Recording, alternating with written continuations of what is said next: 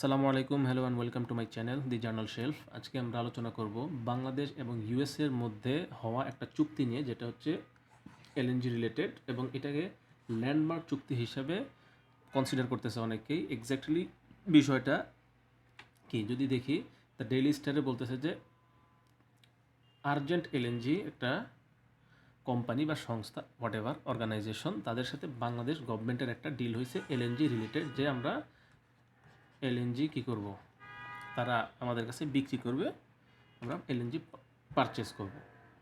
এবং এটা এক্স্যাক্টলি 24 জানুয়ারি রয়টার্সের নিউজ। এই আর্জেন্ট এলএনজিটা কি?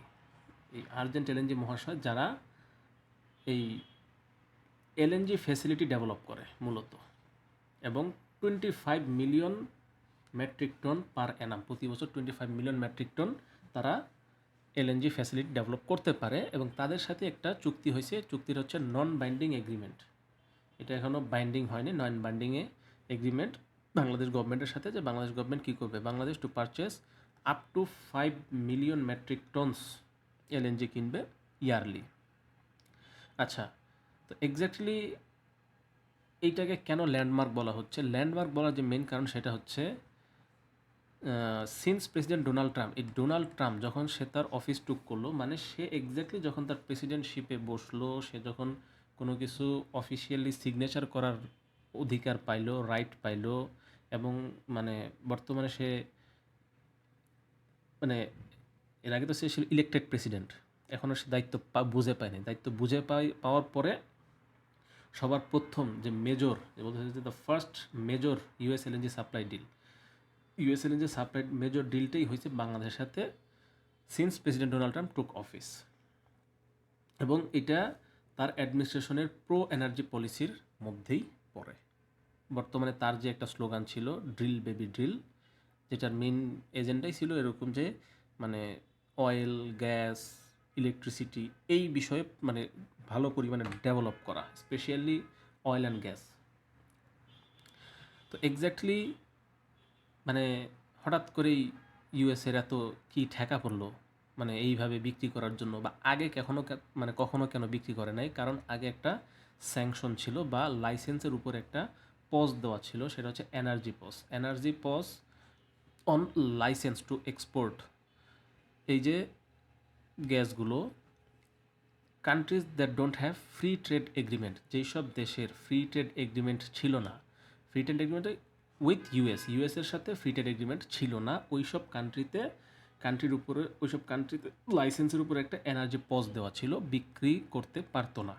কিন্তু ট্রাম্প বলছে সে কী করবে, এটাকে একটা এন্ড করে দিবে। He will put an end to this এই energy pause on licence. So যেহেতু সে এটা বাদ দিয়ে দিবে, সে সবার সাথেই এলএনজির বিজনেস করবে। যেহেতু সে বিজনেসম্যান, সে ভালো বুঝে বিজনেসই করা লাগবে, বিজনেস ছাড়া উপায় নেই।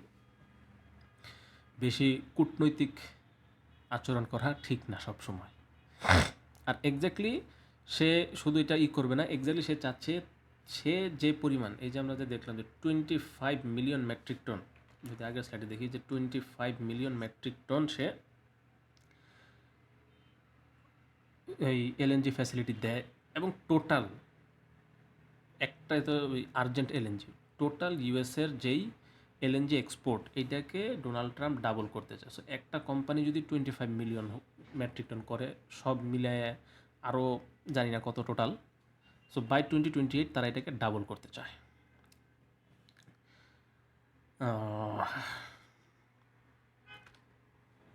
এই নিউজটা মেবি সবার প্রথম ডিসক্লোজ করেছিলেন এই আশিক চৌধুরী মহাশয়। উনি Bangladesh investment development authority BID এর একজন এক্সিকিউটিভ চেয়ারম্যান। ওনার লিঙ্কডইন প্রোফাইলে গেলেই এই রিলেটেড অনেকগুলো লেখা উনি পাবলিশ করছে, এবং উনি ওনার নিজের কিছু ওপিনিয়নও দিছে। এর ভিতরে একটা কথা সে বলছে যে এটা not only ensure reliable energy supply, এটা শুধু রিলায়েবল এনার্জি সাপ্লাইয়ের এনশিওরিটি দিবে না, it will also strengthen our strategic partnership, আমাদের রাজনৈতিক কূটনৈতিক যত পার্টনারশিপ আছে এটাকে স্ট্রেনদেন করবে with US. So obviously we hope for the best. তো এক্স্যাক্টলি যদি আমরা দেখি, just 24 days ago on 2nd January financial express এই নিউজটা দিছিল Bangladesh to rely heavily on LNG this year এবং ইট উইল অলসো ইনক্রিজ 33.72% ফ্রম 2024 থেকে আমাদের অলমোস্ট 1/3 বেশি এলএনজি ইউজ করতে হবে লাগবে। সো ডার্থ অফ এলএনজি এই জিনিসটাকে দূর করার জন্য মূলত এই বড় বড় ডিলটা হয়েছে এবং অলরেডি মানে অনেক ফাস্ট প্রসেসগুলো আগাচ্ছে, কারণ এই যে এলএনজি কার্গো সব কার্গো অবশ্য এক না। এলএনজি কার্গোর মানে বিষয় দেখবেন যে এখানে বড় বড় ডাব্বা দেওয়া থাকে, এগুলোকে বলা এলএনজি কার্গো। আবার তেলেরগুলো আবার অন্যরকম থাকে, আবার কার্গো শিপ যেগুলো সেগুলো আবার অন্যরকম থাকে। তো প্রত্যেকটা শিপের আলাদা প্যাটার্ন আছে। শিপগুলো আসলে উইথ পারপাস বানানো হয়, যে কী পারপাস এটা ইউজ হবে। কোনোটা আছে শুধুমাত্র দেখি তো ওই যে বালু টালু না কি হাবিজাবি পাথর টাথর নিয়ে যায়, কোনোটা গ্যাস নিয়ে যায়, কোনোটা তেল নিয়ে যায়। সো অলরেডি 2টা এলএনজি কার্গো কেনার জন্য টেন্ডার ছেড়ে দেওয়া হয়েছে। সো খুব তাড়াতাড়ি হয়তো বা এলএনজি কার্গো কেনা হয়ে যাবে এবং এলএনজি শর্টেজটাও দূর হবে ইনশাল্লাহ।